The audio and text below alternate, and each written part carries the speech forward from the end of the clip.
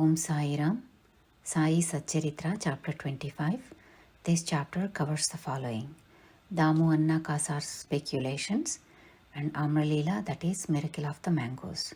Preliminary: we begin this chapter with a bow with all our 8 limbs to Sai Baba, who is an ocean of mercy, the God incarnate, the Parabrahma, and the great Yogeshwara, that is, Lord of Yoga. Victory be unto Sai Baba, who is the crest jewel of saints, the home of all auspicious things, our Atma Ram, that is, dear self, and the able refuge of his devotees. We prostrate ourselves before him, who has attained the aim and end of life. Sai Baba is always full of mercy. What is wanted on our part is wholehearted devotion to him. When a devotee has got firm faith and devotion, his wishes are soon fulfilled. When the desire arose in Hematman's mind to write the life and leelas of Sai Baba, Baba immediately got it returned by him. When the order to keep memos was given, Hematpant was inspired, his intellect acquired the strength, and he had the boldness to undertake and finish the work. He was not, he says, qualified to write the work, but the gracious blessings of Baba enabled him to complete the undertaking, and thus you have this Satcharitra, which is a Somakant jewel. From this jewel, nectar in the form of Sai Leelas oozes out for the readers to drink to their heart's content. Whenever a devotee has complete and wholehearted devotion to Sai Baba, all his calamities and dangers are warded off, and his welfare is attended to by Baba. The story of Damodar Savalaram Rasane of Ahmednagar, alias Damu Anna, illustrating the above statement, is given below. Damu Anna. The readers may remember that this gentleman was mentioned in the 6th chapter with regards to the celebration of the Ramanavami festival in Shirdi. He went to Shirdi around the year 1895 when the Ramanavami celebration began, and from that time on he provided an ornamental flag for the festival for several years. He also fed the poor who came there for the festival. His speculations. Cotton. A broker who knew Damu Anna wrote to him that they should work in partnership on a cotton speculation business, which would bring them about 200,000 rupees as profit. Damu Anna says in his statement made around the year 1936 to Mr. B.V. Narasimha Swami that the proposal to speculate in cotton was from a broker who was not to be a partner and that he was to be the sole adventurer. The broker wrote that the business was good and involved no risks, and that the opportunity should not be lost. Damu Anna was considering this opportunity. He could not at once determine whether to venture into the speculation. He thought about this, and as he was a devotee of Baba, he wrote a detailed letter to Shama explaining all the facts and requested him to consult Baba and get his advice in the matter. Shama got the letter the next day, and he came with it at noon to the masjid and placed it before Baba. Baba asked Shama what the matter was and what the letter was about. Shama replied that Damu Anna wanted to consult him about something. Then Baba said, "What does he write and what does he plan? It seems that he wants to reach the sky and that he is not content with what God has given him. Read his letter." Shama then said, "The letter contains what you just said. O Deva, you sit here calm and composed and agitate devotees, and when they get restless, you drive them here, some in person and others through letters. If you know the contents of the letter, why do you then press me to read it?" Baba said, "Oh Shama, please read it. I speak at random, and who believes me?" Then Shama read the letter, and Baba heard it attentively and said with great emotion, "Damu Anna has gone mad. Write him a reply that nothing is wanting in his house. Let him be content with the half loaf he has now, and let him not bother about hundreds of thousands of rupees." Shama sent the reply which Damu Anna was anxiously waiting for. Upon reading it, he found that all his hopes and prospects about grand profits were dashed. He thought that he had made a mistake in consulting Baba. But as Shama had hinted in the reply, there was always a big difference between seeing and hearing, and therefore he should come to Shirdi personally and see Baba. He thought it advisable to go to Shirdi and consult Baba personally about the affair. So he went to Shirdi, saw Baba, prostrated himself before him, and sat shampooing Baba's legs. He had no courage to ask Baba openly about the speculation, but he thought that it would be better if some share in the business be given to Baba, if Baba were to help him in this transaction. Damu Anna was thus thinking about this, and yet nothing was veiled from Baba. Everything about the past, present, and future were crystal clear to him. A child wants sweets, but its mother gives it bitter medicine. The former spoils its health, while the latter improves it. So, the mother, looking after the welfare of her infant, coaxes it and gives it medicine.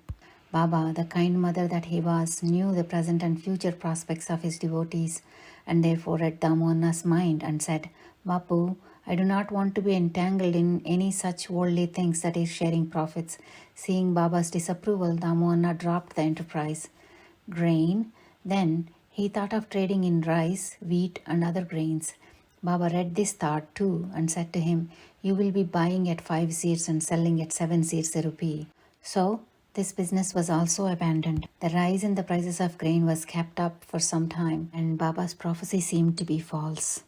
But in a month or two, there was abundant rain everywhere, and the prices suddenly fell. Therefore, those who stored grains suffered a severe loss. Damu Anna was saved from this fate. Needless to say, the cotton speculation, which was conducted by the broker with the help of another merchant, also collapsed with a severe loss to the investors. After seeing that Baba had saved him from 2 severe losses in cotton and grain speculations, Damu Anna's faith in Baba grew strong, and he remained a true devotee. Amra Leela, the miracle of the mangoes. Once, a parcel of about 300 good mangoes was received at Shirdi. It was sent from Goa by a Mamaltadar named Raleigh to Sai Baba, and the package was addressed to Shama. When it was opened, all the mangoes were found to be in good condition. They were left in Shama's charge, and only 4 were retained and placed in a pot by Baba. He then said, These 4 fruits are for Damu Anna. Let them remain here. Damu Anna had 2 wives and had no children at that point. He had consulted many astrologers, studied astrology to some extent, and found that as there was an inauspicious planet in his horoscope, there was no prospect of having children in this life. But he had great faith in Baba. When he went to Shirdi 2 hours after the receipt of the mango parcel, Baba said, Though other people are looking for the mangoes, they are Damya's, that is Damu Anna's. The person whom they are meant for should eat them and die. Damu Anna, on hearing these words, was first shocked. But when Mahalsapati, that is a prominent Shirdi devotee, explained to him that death meant the death of the little self or ego, he said that he would accept the fruits and eat them. But Baba said to him, Do not eat them alone, share them with your youngest wife. This Amralila, that is miracle of 4 mangoes, will give her 4 sons and 4 daughters. This was done, and ultimately it was found that Baba's words turned out true, and not those of the astrologers. Baba's speech established its efficacy while he was living in the flesh, but it also did the same even after his passing away. Baba said, Believe me, that though I will pass away, the bones in my tomb will give you hope and confidence. My tomb will be speaking, moving, and communicating with those who surrender themselves wholeheartedly to me. Do not be anxious that I will be absent from your life. You will hear my bones speaking about and discussing your welfare. But remember me always. Believe in me, heart and soul, and then you will benefit greatly. In this regard, the following extract from Damu Anna's statement is worth reading. Once, when I sat at his feet, I had 2 questions in my mind, and he gave answers to both. There are so many who come to see Sai Baba. Are they all benefited from seeing him? To this he replied, Look at the mango tree in blossom. If all the flowers bore fruit, what a splendid crop it would be. But do they? Most fall off, that is, either as flowers or as unripe fruits. Very few remain. The second question was about myself. If Baba were to pass away, how hopelessly adrift would I be? And how am I to fare then? To this Baba answered that he would be with me whenever and wherever I thought of him. That is a promise he kept up before 1918 and has been keeping up after 1918. He is still with me. He is still guiding me. This was about 1910 to 11 when my brothers separated from me. My sister died. There was a theft in my house and a resulting police inquiry, all of which upset me very much. I was most upset when my sister died. I did not care for my life and enjoyments. When I went to Baba, he pacified me with his Upadesh and made me eat a feast of Puran Poli at Appa Kulakarni's house and had sandal paste applied to my body. Then there was a theft in my house. A close friend of mine stole my wife's jewelry box, including her auspicious nose ring. I wept before Baba's photo. The next day, the man returned the jewelry box and prayed for forgiveness. Prayer. Hemant Pant closes this chapter with a prayer. O Sai Sadguru, the wish-fulfilling tree of the Bhaktas, let us never forget and lose sight of your feet. We have been troubled by ins and outs, that is, births and deaths, in this samsara. Now, free us from this cycle of births and deaths.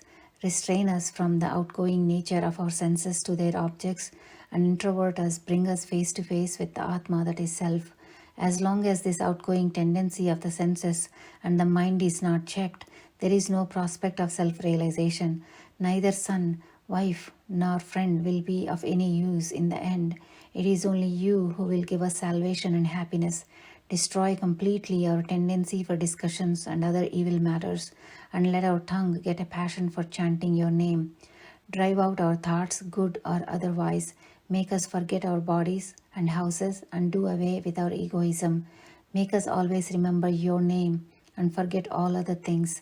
Remove the restlessness of our mind and make it steady and calm. If you clasp us, the darkness of our ignorance will vanish and we shall live happily in your light.